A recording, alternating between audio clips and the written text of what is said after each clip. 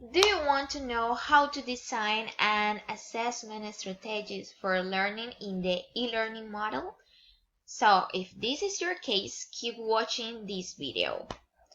Well, first of all, I want to start my video explaining about what is e-learning model. Probably you will asking about that, yeah?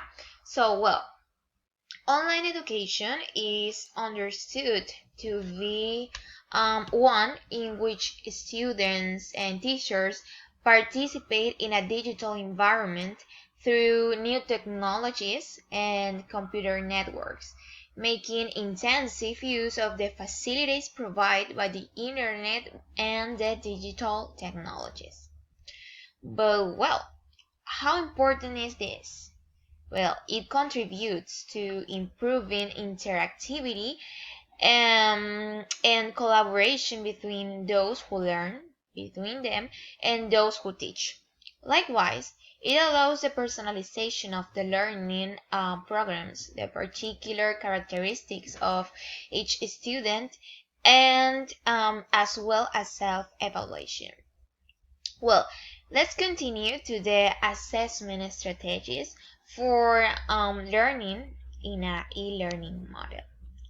So, well, when students are learning a new concept, some students focus on the detailed aspects of it, while others focus on the aspects of its logical relationship.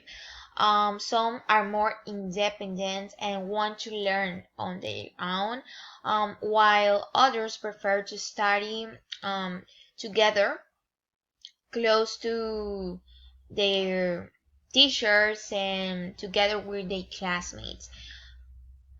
Some students, on the other hand, prefer to read or attend lectures, while others prefer to carry out practical activities.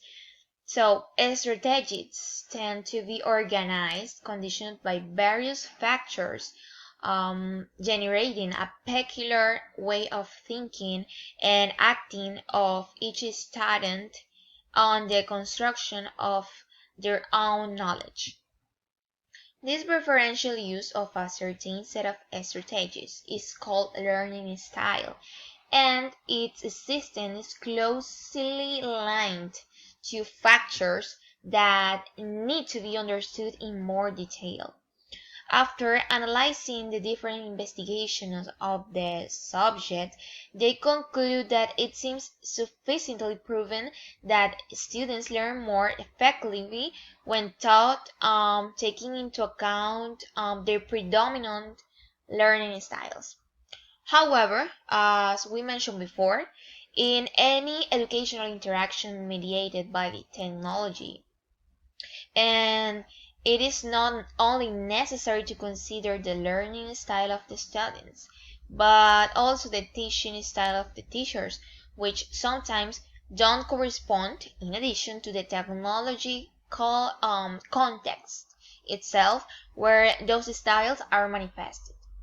Without doubt, it seems to be clear that the framework cannot confine itself to the knowledge, skills, and attitudes learners will need to develop in order to act as a competent language users, but must also deal with the process of language acquisition and learning, as well as with the teaching methodology.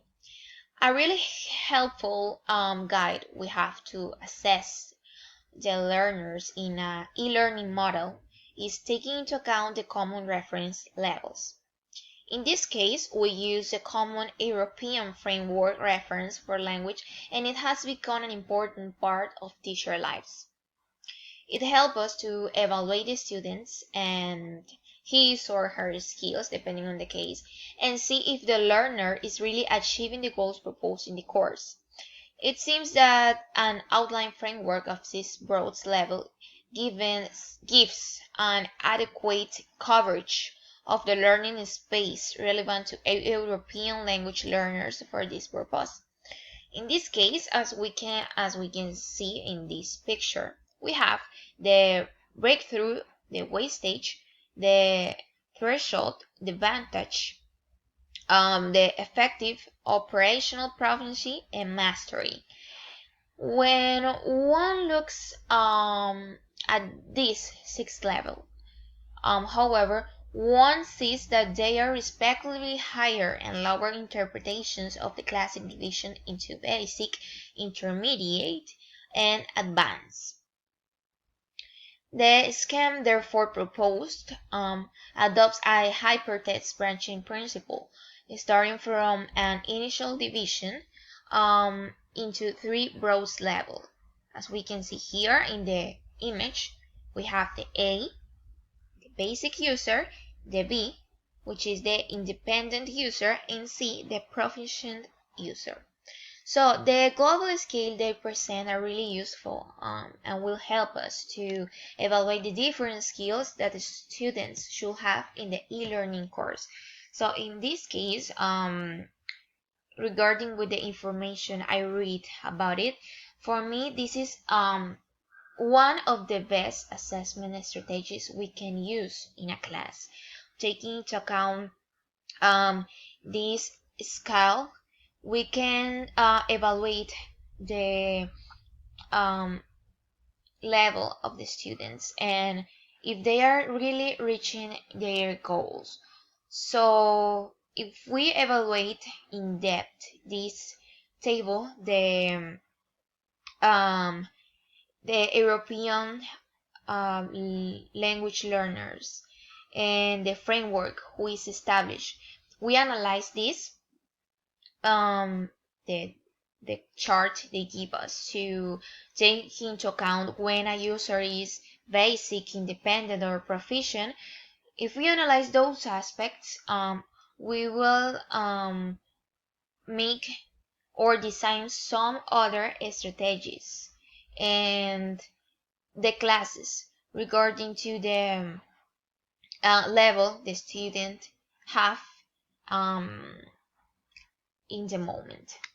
So that's all. Hope you liked my video and bye bye.